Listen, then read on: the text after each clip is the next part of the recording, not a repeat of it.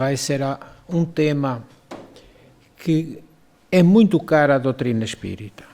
Ora, se nós acreditamos nos espíritos, se acreditamos que nos comunicamos após a morte do corpo, então nós temos forçosamente que aceitar a vida após a morte. E não é uma crença cega, como iremos ver no decurso da palestra. Façamos um pequeno preâmbulo, que é muito importante nós situarmos no tempo a razão, talvez, porque ainda há muita gente que não quer aceitar esta realidade. Infelizmente, houve um grande e terrível período, foi muito longo, em que a ciência esteve subordinada às imposições teológicas da religião. A religião é que mandava. Os cientistas tinham que aceitar aquilo que, sobretudo, os teólogos afirmavam. Os próprios monarcas, como nós sabemos, estavam dependentes da aceitação do seu cargo pela Santa Sé. E tudo isso se foi arrastando em longos séculos. Como sabemos, tudo o que enfrentasse os dogmas da fé, ou os ditames que eram estabelecidos pelas religiões conservadoras, era mais do que motivo para graves represálias, graves e terríveis, por esses poderes que, afinal de contas, eram ditatoriais. Era uma ditadura absoluta. Não foram poucos, então, os cientistas considerados hereges, perseguidos, e por isso alguns, inclusivamente, enfrentaram os tribunais da Inquisição. Estamos falando da Idade Média. E até as fogueiras do Santo Ofício, que de santo não tinham nada. E aqui vemos a cedência da vida em holocausto, da vida do corpo, de Giordano Bruno, um monge beneditino, que foi condenado à morte porque dizia que acreditava na pluralidade dos mundos habitados. Perseguido durante muito tempo, conseguiu fugir. Depois, devido a uma armadilha que lhe foi armada, afirmando que ele estava absolvido das acusações, ele dirigiu-se a Roma, foi preso e condenado à fogueira na Praça das Flores, em Roma. Lamentamos que esta atitude radical ainda perdure. E perdura hoje em dia. Não porque a ciência não se tenha libertado. A ciência libertou-se dos dogmas religiosos, mas, sobretudo, porque ainda hoje a ciência não se conseguiu libertar de outros dogmas, os dogmas materialistas. A medicina, no último século, graças aos conhecimentos conquistados e às tentativas contínuas de investigação, descobriu na fisiologia novos campos. E essas descobertas permitiram melhorar muito a saúde física das criaturas humanas. Desenvolver sofisticadas técnicas cirúrgicas, extraordinárias técnicas, que até permitem, como nós sabemos, o transplante de órgãos. Libertou-se a medicina e outras ciências de um passado que estava envolto na penumbra de mistérios e de muitas lendas, e passou a ser objetivo e racional no que concerne ao corpo físico. Mas tratando-se do mundo da mente, ela não acompanhou o mesmo progresso do campo material.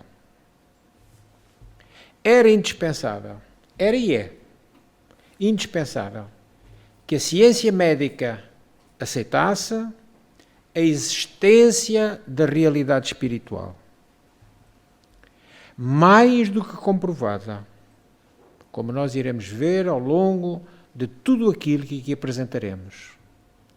Alguns cientistas continuam orgulhosamente enclausurados naquilo que são as leis da matéria, as leis do mundo material, e oferecem uma resistência contumaz, uma resistência continuada à aceitação do princípio espiritual. No entanto, já há muitos anos, milénios, as filosofias espiritualistas, sustentadas por religiões milenares e algumas até multimilenares, como a egípcia, a hindu, a budista, aceitam estas doutrinas, a criatura humana, como multidimensional, constituída também por energias sutis, que a doutrina dos espíritos, a partir do século XIX, nos apresenta a nossa forma trinitária: espírito, perispírito, corpo. Corpo, o princípio material, perispírito e espírito, aquilo que são as tais energias sutis, porquanto nós somos efetivamente energia. Ora, vemos aqui que já há elementos além do corpo carnal. E o curioso é que estes elementos são anteriores ao corpo. Quando o nosso corpo nasce, o perispírito e o espírito já existem. Quando o nosso corpo morre, o perispírito e o espírito continuam, sobrevivem ao corpo. Claro que só a fé, e nós os espíritas pugnamos pela fé raciocinada, e embora ela já seja raciocinada, não chega para esta crença. Temos o dever e a obrigação de aprofundar o conhecimento, sobretudo daqueles que se dedicaram muito, intensamente, à descoberta das coisas e à comprovação das mesmas. Por isso, com base em experiências científicas, já se explica satisfatoriamente esta questão do princípio espiritual. A própria ciência espírita consolidou a certeza através, como nós sabemos, de muitas bases experimentais definidas pelos métodos científicos, que são comumente aceitos pelas outras ciências.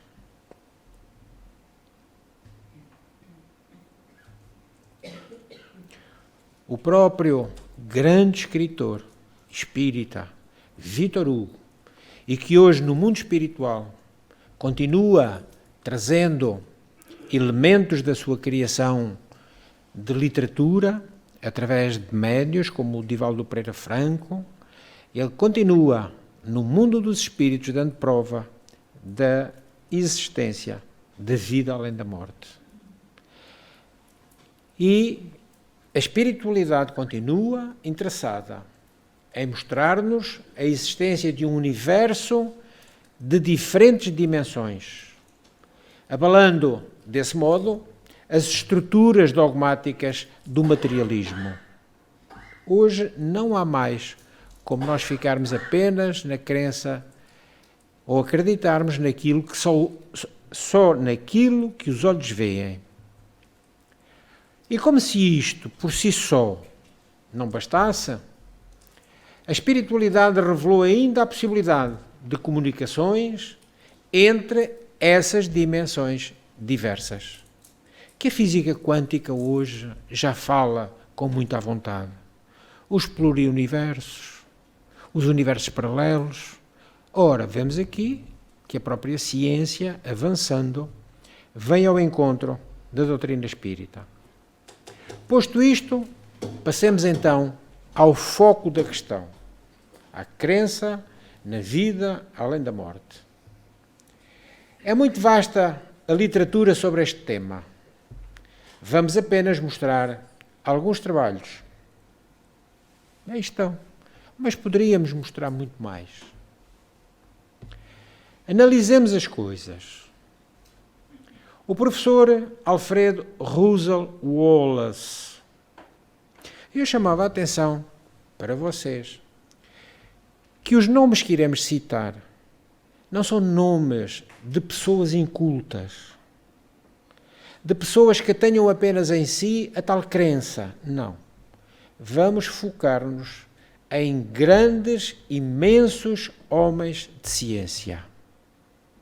Como este, célebre naturalista, geógrafo, antropólogo e biólogo. Foi contemporâneo de Charles Darwin, aquele que nos apresentou a teoria evolucionista.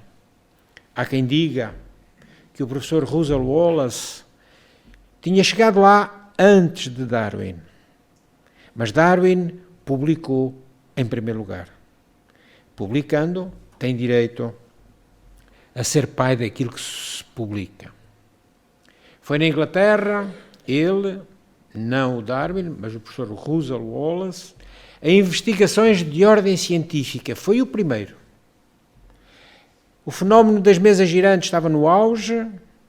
A própria Rainha Vitória, no Palácio de Buckingham, realizava sessões espíritas e, portanto, havia todo aquele movimento que os homens de ciência, não crentes, na grande maioria das vezes, foram investigar e atestaram a realidade dos fenómenos.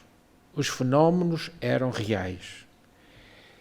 E ele publicou um inquérito que tinha sido mandado realizar pela Sociedade Dialética de Londres, hoje também chamada Sociedade para Pesquisas Psíquicas. Outro homem de ciência, o Dr. Paul Gibier, diz ele: podemos ter provas materiais da existência da alma. Este fato não deixa dúvida alguma no meu espírito. A ciência poderá estudar de ora em diante, quando quiser, o terceiro elemento constitutivo do macrocosmos, como já estuda os outros dois elementos. Os outros dois elementos que ele compreende, então, muito melhor. Isto é, já compreende a matéria, já compreende a energia, falta agora o terceiro elemento, o princípio espiritual. Ele foi doutor em medicina, psicólogo, bacteriologista, fisiologista e naturalista. Paul Gibier, antes de aceitar o espiritismo, era um cético declarado, como quase todos aqueles que começaram os estudos. Só que a obstinação dos factos acabou por quebrar-lhe o negativismo. Por isso, publica a análise das coisas, ainda no português antigo, a análise das coisas, onde refere: declaramos abertamente que no começo dessas pesquisas tínhamos a convicção íntima de que nos achávamos em face ou diante de uma colossal mistificação que era preciso desmascarar. E foi preciso tempo para que nos desfizéssemos dessa ideia. É extraordinário como estes homens de ciência depois têm a umbridade de dar a cara afirmando que agora sim acreditam nas coisas porque têm provas palpáveis. Foi diretor do Instituto Pasteur de Nova Iorque e membro da Academia de Ciências também de Nova Iorque, e era o aluno dileto de um outro grande cientista, Louis Pasteur. Foi condecorado como Cavaleiro da Legião de Honra Francesa, ajudado pelo médium Henry Slade. foi ele que se prestou a grande parte das pesquisas que ele fez. Estudou cuidadosamente o curioso fenómeno da escrita direta em ardósias. Ora, a escrita direta é a escrita que aparece feita sem que haja a intervenção da mão do médium. Seja papel, seja as ardósias, que aqueles que temos mais idade nos lembramos na escola, nós termos a lousa e o bocadinho arredondado para escrevermos na lousa e que se apagava e continuávamos. Era o nosso caderno durante os 4 anos da instrução primária. Não se gastava. Então ele estudou esta escrita direta em ardósias. Mas ardósias que iremos ver uma coisa muito curiosa. Recebeu numerosas mensagens em diversas línguas e elas eram obtidas no interior das lousas, mas eram lousas ou ardósias duplas. Tinha dobradiças, fechava, tinha um fecho, o fecho era lacrado. Quando se abria, a escrita estava lá. Escrita direta feita pelos espíritos. Abrindo um parêntese, para nós, foi este tipo de escrita direta, que Moisés recebeu o decálogo, para nós, os espíritas. Fornecidas as lousas pelos experimentadores e seladas, como já dissemos, uma contra a outra. Em 1900, enviou ao Congresso Internacional de Psicologia, reunido em Paris, um relatório de várias materializações de espíritos. Nós perguntamos, os espíritos materializam-se. Há testemunhos idóneos dessas materializações. Como é que nós vamos continuar a dizer que não há espíritos? Como é que vamos continuar a dizer que a vida não continua além do corpo? É uma pergunta que eu deixo.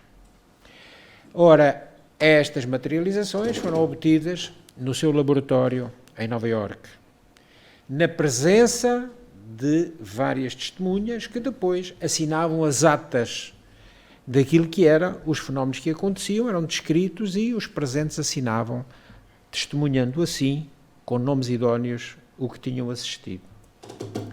Depois de muitas pesquisas, ele vê os médiuns como deslocados do corpo, aliás, do espírito. Outro homem de ciência, o professor Théodore Flournoy, médico e professor de filosofia e psicologia na Universidade de Genebra, agora na Suíça, desenvolveu a sua teoria da criptomnésia, que vem do grego krypton mais mnesis, literalmente memória oculta, mas também memória inconsciente, mas ainda memória ancestral e ainda memória subliminar. Todos estes nomes ele deu àquilo que era o que ele estudava. O psiquiatra que analisou os espíritos, aqui o vemos, numa tradicional sessão espírita, com a mesa redonda, pé de galo. Em 1900, o professor de Genebra descobriu o inconsciente, estudando um médium em transe, e um livro relembra a sua carreira e o seu papel como mentor de Carl Gustav Jung. O livro é Psicanálise na Suíça, uma história agitada. É publicação do Lecoq e vem publicado nos números 218 de 2014. Assinados pelas doutoras Karina Hammer e Judith Dupont. Ele também escreveu um livro muito curioso, Da Índia ao Planeta de Marte. Traduzido para várias línguas, como vemos aqui. Pierre Janet, outro homem de ciência, concorda com o conceito quanto ao subconsciente. E também às psicopatias, às alterações, de algum jeito doentias, do nosso subconsciente.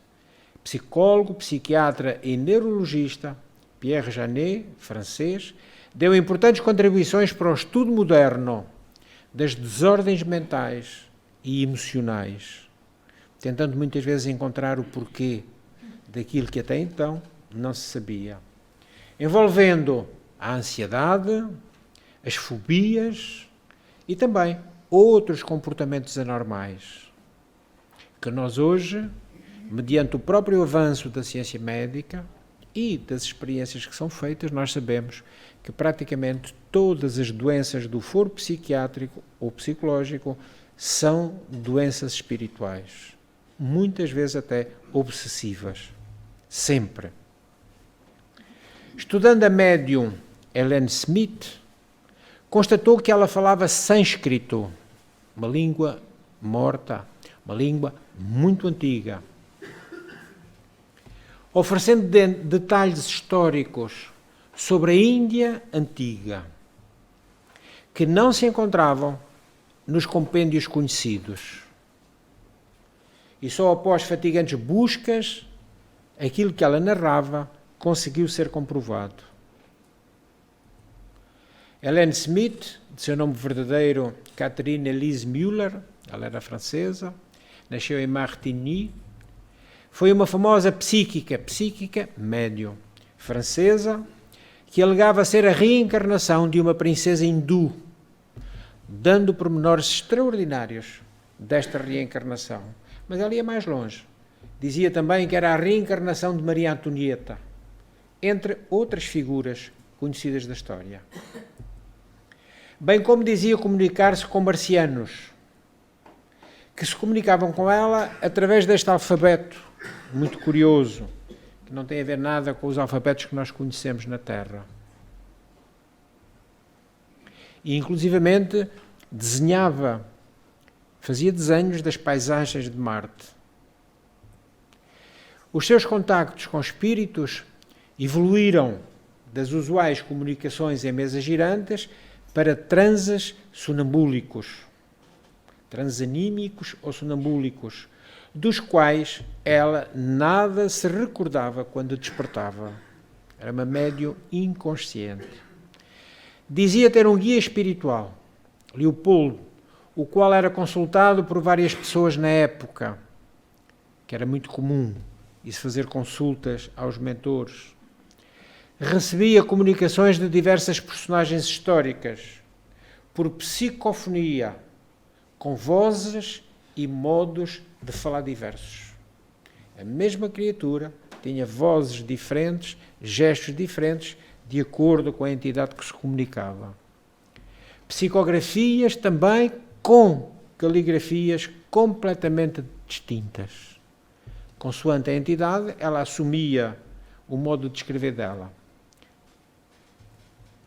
Em transe, ela descrevia as imagens claras das suas próprias existências anteriores, de sua estadia em locais e épocas distantes, inclusivamente de Marte e de outros planetas.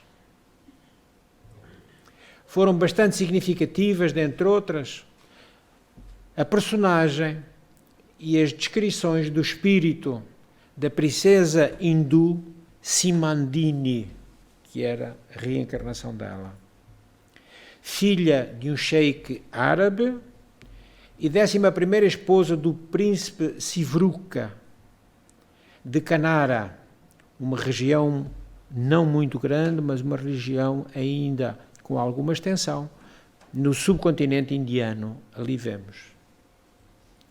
O qual teria tomado a fortaleza de Chandragiri em 1401. Estes pormenores depois foram comprovados com dificuldade, mas comprovaram-se. Nesses trances, falava e escrevia em árabe e em sânscrito. Curiosamente, línguas que ela não conhecia. A partir de suas incursões por desdobramento a Marte, produziu diversos desenhos e gravuras, como já dissemos. Narrava detalhadamente os seus contactos com os marcianos, seres de aparência, segundo ela, humanoide. Citava o governante, Astané, da cidade que ela visitava. Descrevia a vegetação, as flores, as cidades, os prédios, os veículos deslizantes que ela dizia que não tinham rodas nem cavalos. Outro homem de ciência, Sir Oliver Lodge, notável professor de física, no Colégio Universitário de Liverpool, na Universidade de Birmingham, na Universidade de Oxford. Encontra, através também de uma outra médium, a senhora Piper, Ellen Piper,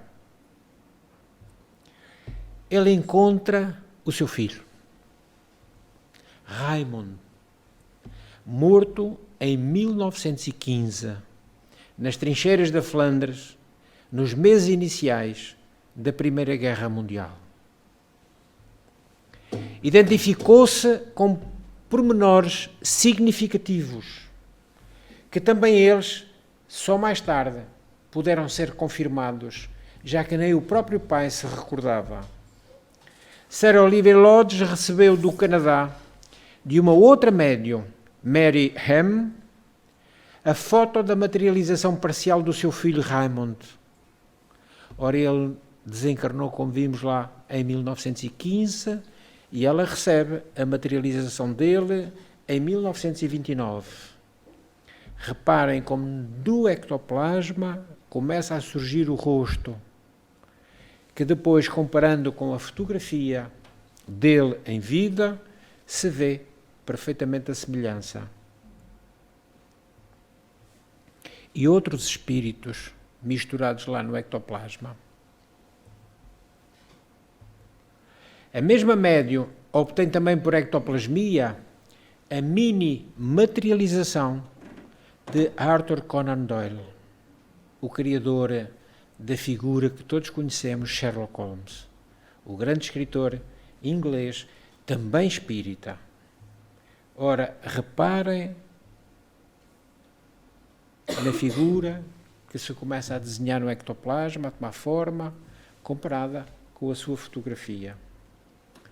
Ele próprio, em vida, descreveu o ectoplasma como uma substância viscosa e gelatinosa que parecia diferir de todas as formas conhecidas de matéria, na medida em que se podia solidificar e ser utilizada para fins materiais. Precisamos perceber que para haver materialização de espíritos tem que haver cedência de ectoplasma, ou pelos médiuns ou pela natureza. Sir Oliver Lodge visitou vários médiuns e escreveu sobre a experiência do seu filho um livro, Raymond, Vida e Morte, que se tornou um best-seller na época. Ao todo, ele escreveu mais de 40 livros sobre várias matérias científicas e espiritualistas.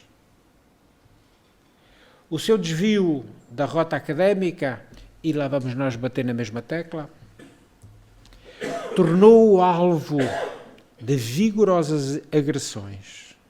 Agressões de quem? Por parte dos seus colegas de profissão. Mas ele tinha plena consciência dos riscos que enfrentava. Foi um exemplo vivo de coragem ao dar testemunho de sua fé. Fé consciente, racional. A fé superior que exclui a crendice. Os homens de ciência fogem agora da fé religiosa, mas não podem escapar às garras lógicas da fé científica. Palavras dele, extraordinárias.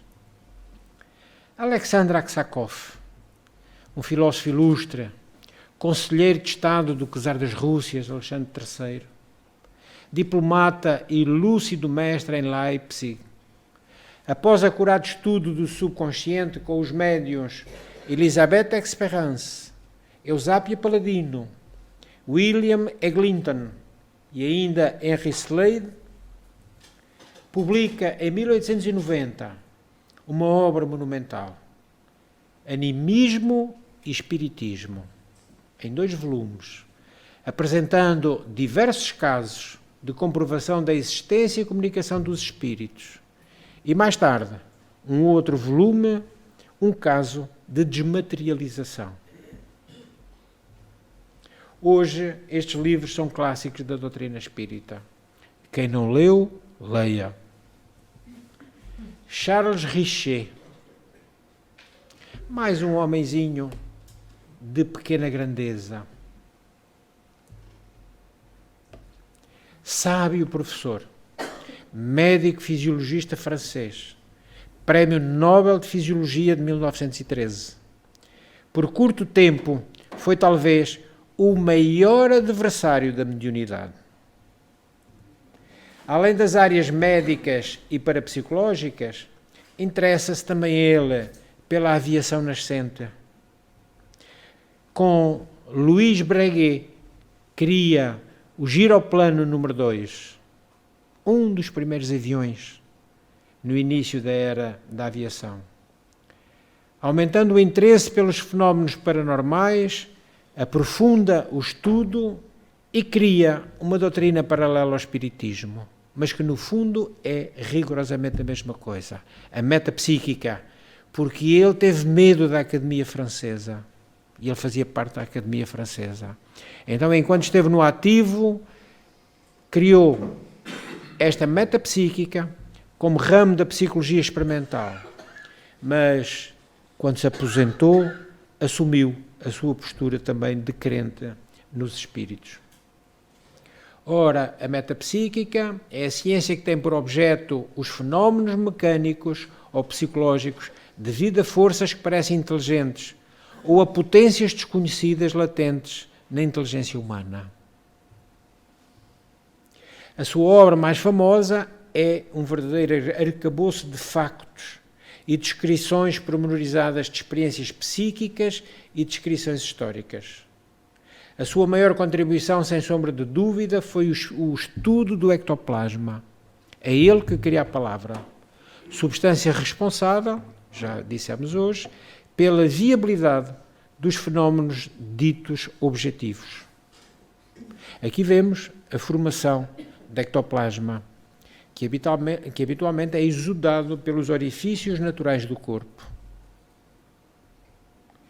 São as formações difusas que eu chamo de ectoplasmas, porque elas parecem sair do próprio corpo.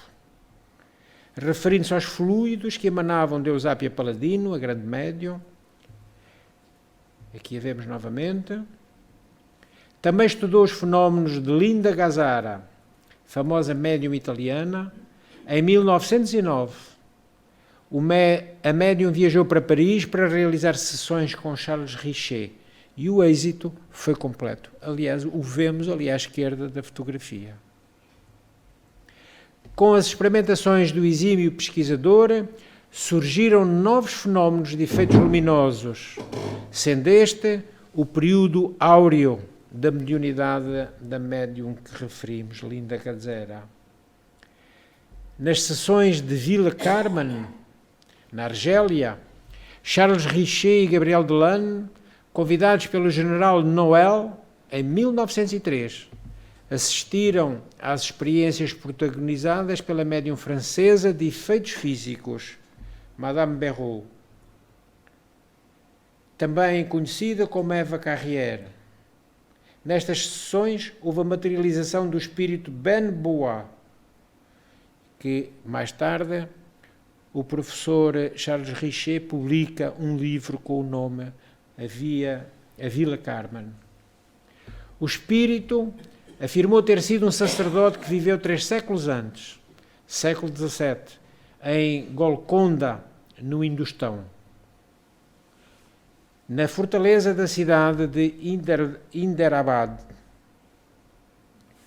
Em 15 de abril de 1912, na presença do conde de Vesme e de Juliette Bison, materializou um outro espírito, Bergoglio, que se identificou como sua irmã. Charles Richer escreveu nos Anales Nenhuma contradição há entre a ciência e o fenómeno mais extraordinário do espiritismo. Já foi depois de se reformar.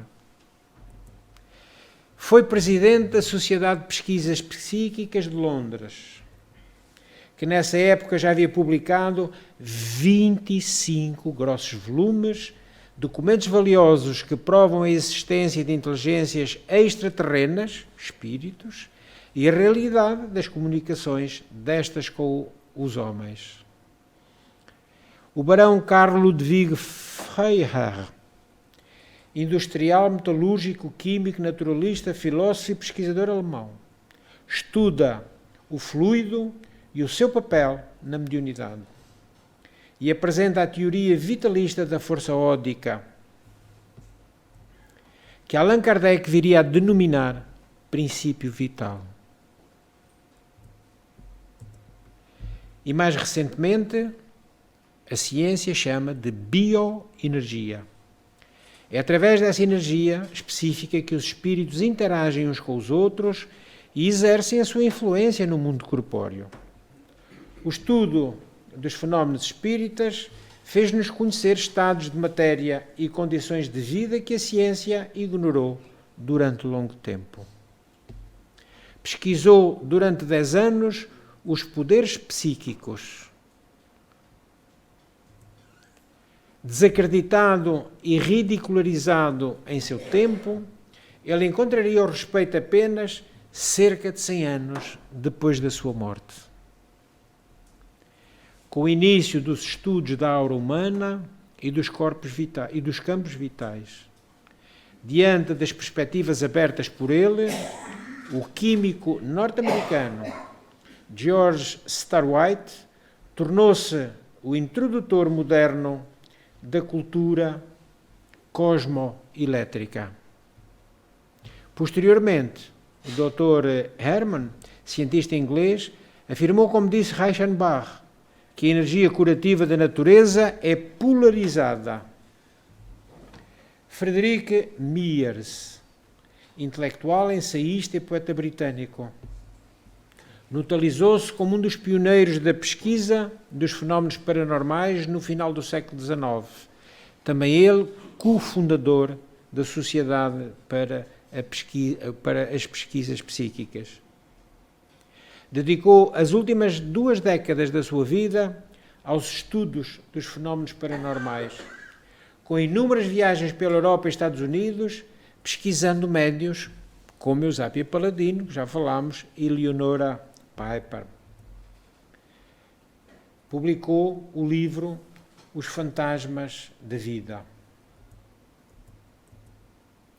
Com Henry Sidgwick, encabeçam a fundação da Sociedade de Pesquisas Psíquicas, uma importante e extensa obra na qual são analisados 702 casos, em que abrangem, nas palavras dele, todas as transmissões de pensamento e sentimento de uma pessoa para outra, por meios outros que as reconhecidas vias sensoriais.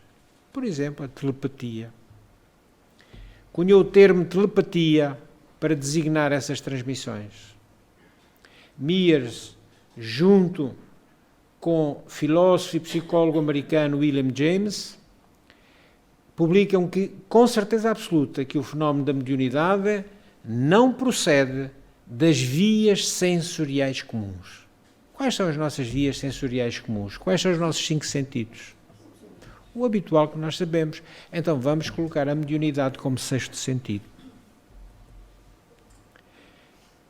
E é claro, tínhamos que vir a William Crookes, químico e físico britânico, pesquisando a mediunidade de uma adolescente, Florence Cook, declara serem reais as materializações do espírito Katie King, que durante 3 anos se fez repetidas vezes visitante muito querida do lar do professor.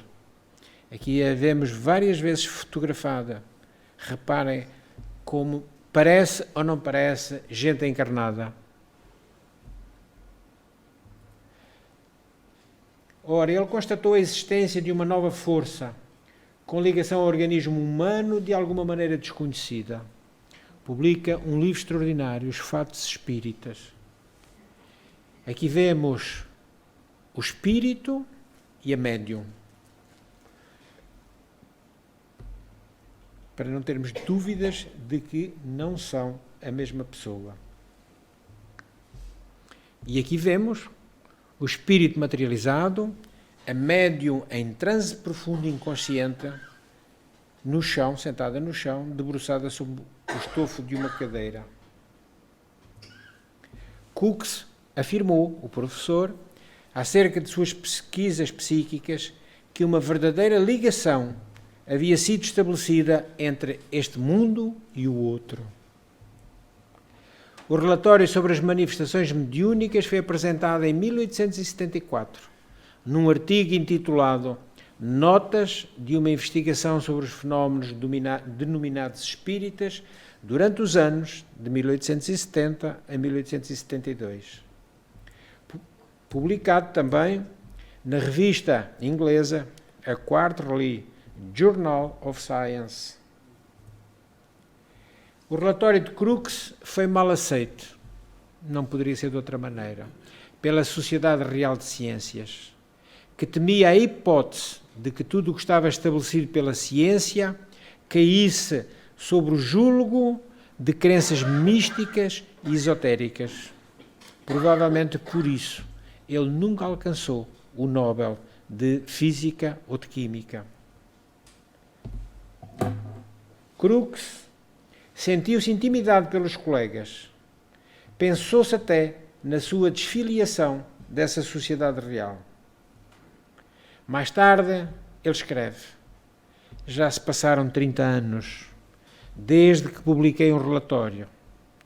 O relatório dos experimentos tendentes a mostrar que fora de nosso conhecimento científico existe uma força utilizada por inteligências que diferem da comum inteligência dos mortais. Nada tenho a me retratar. Confirmo minhas declarações já publicadas. Na verdade, muito teria que acrescentar a isto. Julian Oshorowicz, filósofo, psicólogo, inventor, poeta e publicitário polaco. Em França, estuda a mediunidade de Eusápia Paladino. Vocês já viram quantos homens de ciência estudaram esta médium? Com levitação de mesas. Ela já havia sido testada em Nápoles, em Paris, em São Petersburgo e em Nova Iorque. Agora era a vez da capital polaca, Varsóvia. Foi hóspede de Oshorowicz em sua própria casa, de novembro de 1893 a janeiro de 94. O objetivo era mostrar à alta sociedade as sessões mediúnicas, a maneira como os espíritos encontraram de chamar a atenção das criaturas que éramos nós, que andávamos adormecidos em relação às coisas espirituais. Uma outra médium, Stanislawa Tomczyńska, polaca. Vejam que entre as suas mãos está uma tesoura em flutuação. Aqui vemos a médium. Novamente um outro objeto. Uma provetazinha pequenina em cima de um copo, levitando também. Publica o livro Fenómenos Mediúnicos, onde narra os fatos observados nas experiências. Considerando que os campos bioelétricos eram minúsculos, os biólogos acreditavam que não poderiam ter nenhuma significação fisiológica.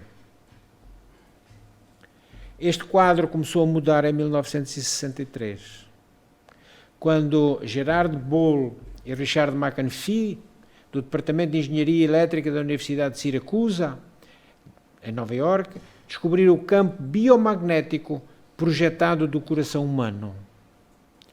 Este homem, David Cohen, do MIT, usando o magnetómetro de Squid,